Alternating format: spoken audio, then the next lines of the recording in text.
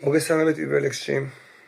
ამ თემას არაერთხელ უკავშირდები, რომელიც ძალიან გულთან მაქვს მიტანილი და ძალიან გული მტკივა ამის შესახებ, ცხოვრების უსამართლობის შესახებ, რომ შივრები არიან ახალგაზრდობა და ასე შემდეგ ცხოვრებაში და მერტის წყალობა ყველას არ აქვს სამწუხაროდ, თუმცა უფალი დიდია.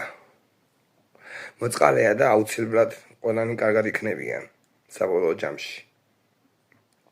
მეთქ პარავდეთ. წავიკითხავ ლექს, რომელიც ჩემი დაწერილია. არაერთხელ წამიკითხავს და კიდე წავიკითხავ. ვინაიდან ეს ლექსი ძალიან მიყვარს და უბრალოდ გულთან მაქვს მიტანილი. გულით დავწერეთელი სულ ჩავდი და გული ჩავდი ამ ლექსში.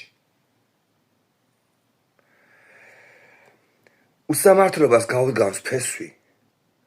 ფულით ამაყობს პატარა, დიდი. სუფევს დიდება, უნჭოთხება. ცხოვრებას იწყობს ხარბი და ფლიდი. ოქრო და ვერცხლზე ნამუს კიდიან.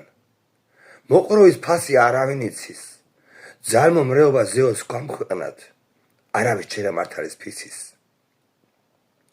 სამყარო თითქოს წუმპეთ ქცეულა, დიდარი ღარიბს არა კადრულობს.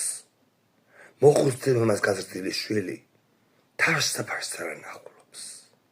ძმობა ერთობა, არავის ახსოვს. შური და ბოღმა გამემფებულა, ფულის შორის და გამდიდრებისთვის მეგობრის სისხლი გამედებულა. უსამართლობა საზღვარი არ აქვს. განცხრომაშია ყალბი და ფლიდი, სუფევს დიდება, უნჭოთხება, შიერი ბავშვი, მათხოვრად მიდის. კითხულობ ავტორი ნიკოლოზ იასეშვილი, ნიკა იასეშვილი.